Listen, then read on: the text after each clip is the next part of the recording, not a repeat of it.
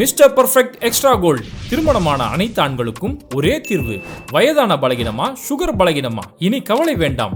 100% இயற்கை வயகரா, 100% ஹலாலான முறையிலும் தயாரிக்கப்படுகிறது. எவ்வித கலப்படமும் கிடையாது, பக்க விளைவும் கிடையாது. ஆர்டர் செய்தாலே போதும், உங்கள் இல்லம் தேடி வந்து சேரும். மேலும் விவரங்களுக்கு கீழுள்ள எண்ணை அணுகுங்கள். பேட்டை டிவி நேயர்களை அன்போடு வரவேற்கிறோம். இந்த நிகழ்ச்சி அசால்ட் அரசியல். இன்னைக்கு நிகழ்ச்சியில நம்ம கூட இருக்கக்கூடிய சிறப்பு விருந்தினர் மௌலானா ஷம்சுதீன் காசிமி நம்மளோட இருக்காங்க. மௌலானா அஸ்ஸலாமு அலைக்கும். வலைக்கும் ஸலாம் வரஹ்மத்துல்லாஹி வபரகாத்துஹு. மௌலானா, இப்ப இந்த கரூர்ல ஏற்பட்ட அந்த கூட்ட நெரிசல் மரணம் உச்சநீதிமன்றம் வரைக்கும் போய் இங்க எங்களுக்கு சென்னை உயர்நீதிமன்றத்தால் ஏற்படுத்தப்பட்ட எஸ்ஐடி கமிஷன் வேணா, சிபிஐ வேணும்னு சொல்லி போனாங்க. அவங்க கேட்ட மாதிரியே ஒரு சிபிஐ இப்ப கிடைச்சிருக்குது. இனி விஜயோட அரசியல் எப்படி இருக்குன்னு பாக்குறீங்க?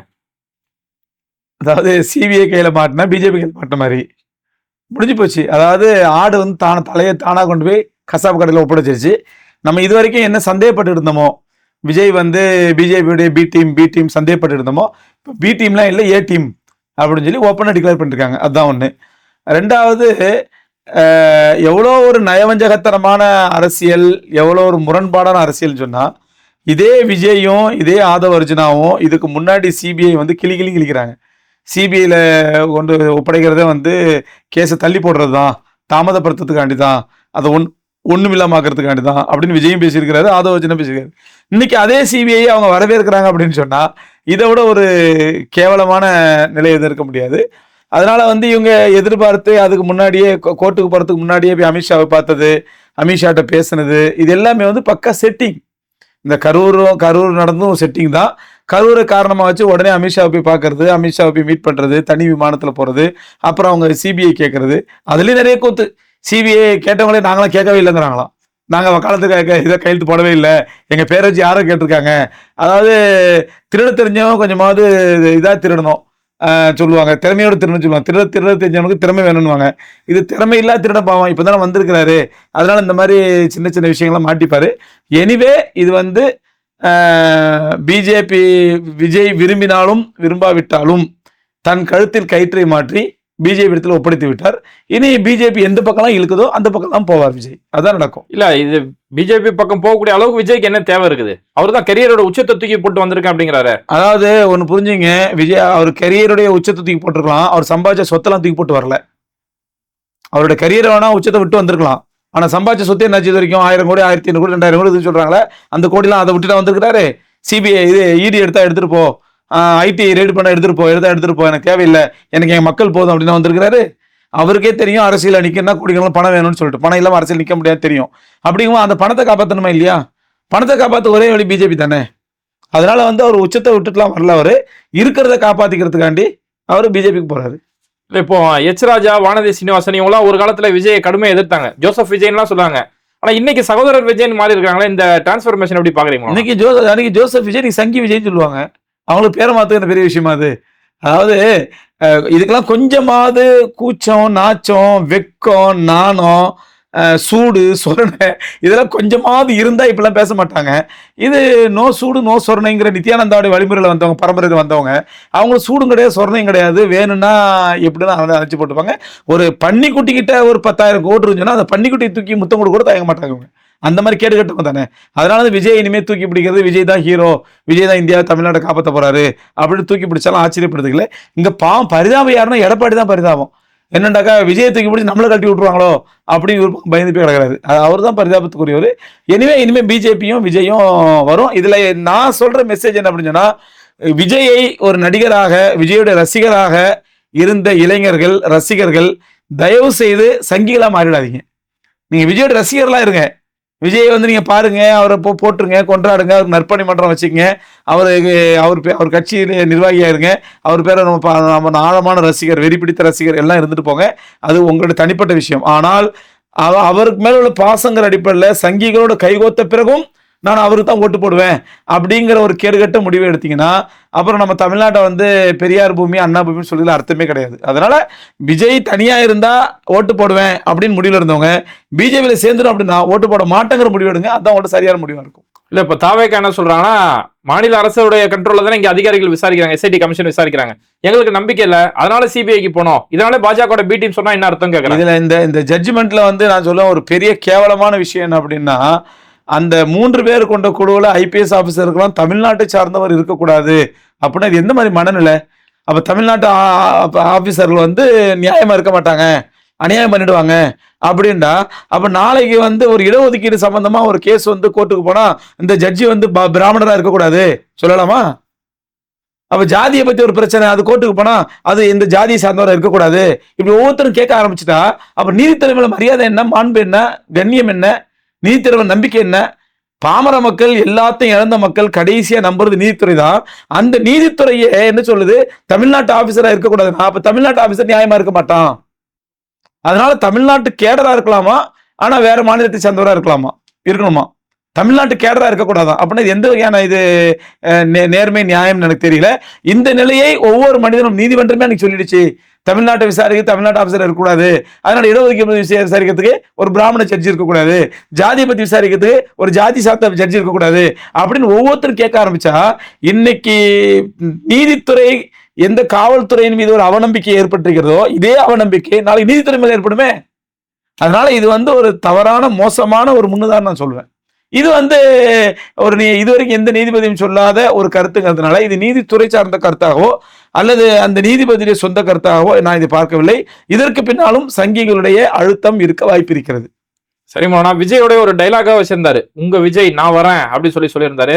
ஆனா 18 நாள் ஆகியும் எல்லாம் தலைமுறை வர இருக்கிறாங்க, இது எப்படி பாக்குறீங்க? ஆமா, அதாவது உங்க விஜய்னு சொல்லியிருந்தாரு, இப்ப பிஜேபி எங்க விஜய்ங்கிறாங்க. உங்க விஜய்க்கு அவருடைய வெர்ஷன், பிஜேபி சொன்னா இல்லப்பா இது எங்க விஜய் அப்படின்னு ஆக்கிட்டாங்க. இது பாவம். அதாவது அவருடைய அந்த கரூர்ல நடந்த சம்பவம், அதை கையாண்ட விதம், இது எல்லாத்தையுமே பார்க்கும்போது அவர் பாவம் ஒரு கத்துக்குட்டி, ஒண்ணுமே தெரியல, அரசியல் தெரியல. அரசியலுங்கிறது முதலைகளும் பாம்புகளும் தேள்களும் பூரான்களும் பாச்சான்களும் நிறைந்த ஒரு தளம். அதுல போய் பாவம் இவர் வந்து மாட்டிக்கிட்டாரு, இவர் ஒண்ணுமே அனுபவம் இல்லாம. ஏன்னா இதுக்கு முன்னாடி இருந்த நடிகர்ல பாருங்களேன், விஜயகாந்த் அரசியலுக்கு வந்தாரு, அரசியல் ஆலோசகரா பண்ருட்டி ராமச்சந்திரன் வச்சுக்கிட்டாரு விஜயகாந்த். அப்போ அவருக்கு ஒரு அரசியல் ஆலோசகர் இருந்தாரு. அதே மாதிரி கமலஹாசன் வந்தாரு, மௌரியா மாதிரி தலை சிறந்த ஐஏஎஸ் ஆஃபீஸர்ல கூட வச்சுக்கிட்டாரு.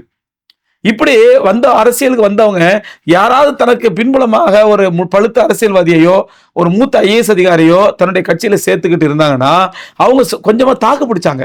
அப்படி வச்ச கமலஹாசனை தாக்கு பிடிக்க முடியல, ஒரு எம்பிசி வந்து நின்ட்டாரு. அப்படிங்கும் பொழுது நீ என்ன பண்ணிருந்தா, அரசியல் ஆரம்பிக்கு முன்னாடி நல்ல ஒரு பழுத்த அரசியல் தமிழகத்துல யாரு, தமிழக அரசியல் தெரிஞ்ச நல்ல பழுத்த அரசியல்வாதி யாரு, அல்லது ஒரு மூத்த ஐஏஎஸ் அதிகாரி யாரு, ரிட்டையர்ட் ஆனவர், அந்த மாதிரி யாராவது சொல்லி பேசி அவங்களை கூப்பிட்டு தன் கட்சியில இணைச்சிக்கிட்டு அவங்க ஆலோசனை செய்யணும். பாவம் ஆதவ அர்ஜுனா பத்தாதுங்கிறீங்களா? ஆதவ அர்ஜுனா வந்து எந்த மாநிலத்துல போய் புதுசா லாட்டரி கம்பெனி ஆரம்பிக்கலாம் அப்படின்னு சொன்னா அதுக்கு அவர் எக்ஸ்பர்ட், அவர் மாமநாட்டுக்கு கத்துக்கிட்டவர், அதை எக்ஸ்பர்ட் சொல்லி கொடுப்பாரு. ஆதவ அர்ஜுனா புஷியானதுக்கு இட்டுன்னு போன சொல்றாரு, 80 30 சொல்ற புஷியானதுக்கு என்ன தெரியும்? புஷிங்கிறது ஒரு சின்ன ஒரு 4 தெரு நம்ம ஊர்ல வந்து ஒரு கவுன்சிலர் வார்டு மாதிரி அங்க வந்து ஒரு சட்டமன்ற தொகுதி, அந்த ஒரு 400 ஓட்டுலயும் 300 ஓட்டு ஜெயிச்சவர் அவரு. அப்படிங்கிற ஒரு அரசியல் ஒரு முறை ஜெயிச்சவர், அவரை வச்சுக்கிட்டு அவர் ஆலோசகராகவும் தமிழ் பேசவும் தெரியல, வேற என்ன சொல்ற சுத்தமான தமிழ் பேச தெரியாதவருக்கு, அரசியல் அனுபவம் இல்லாத இந்த மாதிரி கத்துக்குட்டிகளை வச்சுக்கிட்டு இந்த கத்துக்குட்டி வரும் பொழுது இந்த விளைவு தான் நடக்கும். பிஜேபி பார்த்துச்சு, ஆஹா இவன் அப்படியா ஒண்ணுமில்லாம நிக்கிறான், எந்த ஆலோசனை இல்லாம ஒண்ணுமில்லாம நிக்கிறான், இவனை கையில் எடுத்தா நம்ம அள்ளிடலாம் அப்படின்னு சொல்லி பிஜேபி எடுத்திருக்குது. அதனால வந்து இது வந்து முழுக்க இவருடைய அனுபவமின்மையும் கத்துக்குட்டித்தனத்தையும் தற்குறித்தனத்தையும் வெளிப்படுத்தக்கூடிய வெளிப்பாடு தான். நாங்க 16 நாள் காரியம் முடிஞ்ச பிறகு வருவோம், 18 நாள் முடிஞ்ச பிறகு வருவோம் அப்படின்னு சொல்றப்ப இவருடைய அரசியல் அனுபவம் இல்லாதது. இல்ல இப்ப நிறைய அரசியல் விமர்சகர்கள் சொல்றது என்னன்னா, சிறுபான்மை மக்களுடைய ஓட்டை பிரிக்கிறதுக்காக விஜய் களமிறக்கப்பட்டிருக்காரு அப்படிங்கிறாங்க. அப்ப சிறுபான்மை மக்கள் இது மாதிரி சினிமா நடிகர் வந்தா ஓட்டு போட்டுருவாங்களா? அது அந்த கருத்தை ஏத்துக்க தயாரா இல்லை. சிறுபான்மை மக்களை பொறுத்த வரைக்கும் சரியோ தப்போ எனக்கு அதுலயும் உடன்பாடு கிடையாது. திமுகக்கே குத்தி பழக்கப்பட்டவங்க வேற எங்கேயும் மாற்ற மாட்டாங்க, எனக்கு அது உடன்பாடு இல்லைன்னு அதே ஒரு விஷயம். ஒரு காலத்துல வந்து லத்தீப் சாஹிப் சொன்னார், அந்த காலத்துல நீங்களா இப்ப சின்ன பிள்ளை இருந்திருப்பீங்க, சட்டமன்றத்துல பேசும்போது சொன்னாரு, திமுக கூடிய ஏந்தி எங்கள் கைகள் எல்லாம் காய்த்து விட்டதுனாரு. அதான் உண்மை, அதான் யதார்த்தம். அதனால முஸ்லீம்கள் வந்து திமுக தவிர எங்கேயும் போட மாட்டாங்க.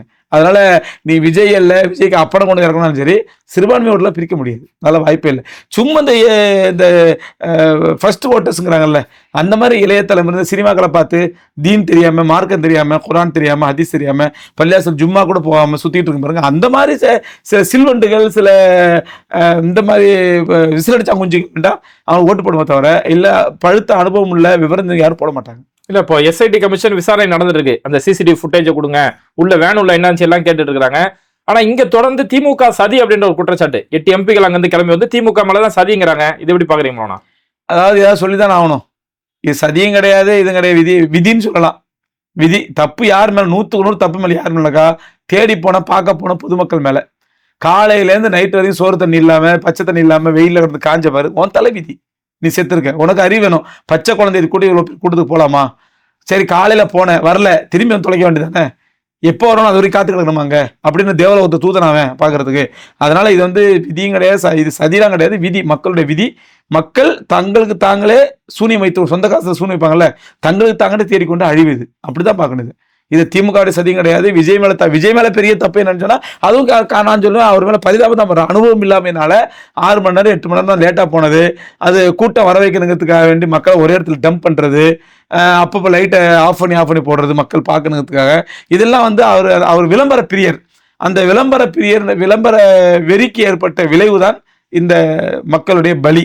அதனால முழுக்க மக்கள் மேல இது திமுக சதி திமுக சதிங்கிறத விஜய் பேசி சொல்ல அவர் வாய் தான் அவர்த தவிர, அவர் எப்பவுமே விஜய் பொறுத்த வரைக்கும் இத்தனை காலம் அவருக்கு விவரம் தெரிஞ்ச காலத்துல இருந்து, நான் சொல்றேன் ஒரு 18 வயசுல நடிக்க வந்திருப்பாரா, அவர் விவரம் தெரிஞ்ச காலத்துல இருந்து இது வரைக்கும் அவர் சொந்தமா நடிச்சது கிடையாது. ஒரு டைரக்டர் இயக்குவான், அவர் இயங்குவார். டைரக்டர் இப்படி கை தோணும் இப்படி தக்குவான், இப்படி தோணும் இப்படி ஆக்குவான், இப்படி அவர் சொந்தமா எதுவுமே செஞ்சே கிடையாது. அந்த மாதிரி அதே பழக்கத்துக்கு அடிமையாயிட்டவர். இப்ப அவரை டைரக்ட் பண்றது பிஜேபி RSS என்ன சொல்லுதோ அந்த மாதிரி செய்வார். அவ்வளவுதான், அவர் மேல தப்பு சொல்ல முடியாது. இப்போ 2026 தேர்தல் களம் எப்படி இருக்குன்னு பாக்குறீங்களா? குறிப்பா வாக்காளர்கள் என்ன சொல்லணும்னு நினைக்கிறீங்க? குழம்பி போய் கிடைக்கிறது. களமோ குளமோ இதன் குழம்பி போய் கிடக்குது. அந்த குழம்பிய குட்டைக்கு மீன் பிடிக்க பார்க்கிறார்கள் RSS காரர்கள், சங்கிகள். அதான் உண்மை. குட்டை குழம்பி போய் கிடக்குது. ஒரு தெளிவு இல்லை. போன மாசம் இருந்த தெளிவு இந்த மாசம் இல்லை. விஜய்க்கு அப்புறம் இந்த CBI என்கொயரி போட்டதுக்கு அப்புறம், பிஜேபி கையில எடுத்ததுக்கு அப்புறம் களம் எப்படி மாறும்னு தெரியல. எனிவே இந்த 5 வருஷத்துல வந்து திமுக மேல பெரிய எதிர்ப்புகள், ஒரு சில அதிருப்திகள் இருக்கலாம். அதிருப்தி எல்லா ஆட்சி மேலேயும் இருக்கும். ஒரு சில அதிருப்திகளும் முஸ்லீம்களுக்கும் பெரிய அதிருப்திகளாம் உண்டு. ஆனால் எதிர்ப்புங்கிற அளவுக்கு பெரிய அளவுல இல்லை. ஊழல் குற்றச்சாட்டு கண்டிப்பா இருக்குது. எந்த கட்சி மேல ஊழல் குற்றச்சாட்டு இல்லை. இன்னைக்கு இந்தியாவை பொறுத்த வரைக்கும் ஊழல் குற்றச்சாட்டு இருந்தாதான் நீ அரசியல் கட்சியா இருப்பதற்கு தகுதியானவன். அந்த அடிப்படையில் திமுகங்கிறது அரசியல் கட்சியா இருப்பதற்கு மிக தகுதி வாய்ந்த ஒரு கட்சி. அதனால எல்லா கட்சிகள் மேலும் ஊழல் குற்றச்சாட்டு இருக்குது, திமுக மேலே இருக்குது. மற்றபடி பொதுமக்கள் நலன், மக்கள் நல திட்டங்கள் இதெல்லாம் பார்க்கும் பொழுது பெரிய அதிருப்தி இல்லை. அதனால பொதுமக்கள் வாக்குன்னு சொன்ன நியாயமா வாக்குப்பட அந்த ரசிகன் இசிகன் இதெல்லாம் ஓரமாத்திக்க வச்சுட்டு ஒரு நல்லாட்சி வேணும் அப்படின்னு ஓட்டு போடுறதா இருந்தா திமுக கண்டிப்பா போடுவாங்க. சரிங்க மோனா, இந்த ஒரு குறுகிய நேரத்துல பல்வேறு விஷயங்களை தெளிவுபடுத்தினீங்க. நிகழ்ச்சியில கலந்து ரொம்ப நன்றி. கண்டிப்பா அடுத்த நிகழ்ச்சியில சந்திப்போம். இது மாதிரி வீடியோக்களை தொடர்ந்து பார்க்கறதுக்கு மறக்காம பேட்டை டிவியை சப்ஸ்கிரைப் பண்ணிட்டு இந்த வீடியோக்களை உங்க நண்பர்களுக்கு அதிகமா ஷேர் செய்யுங்க. இணைந்திருப்போம்.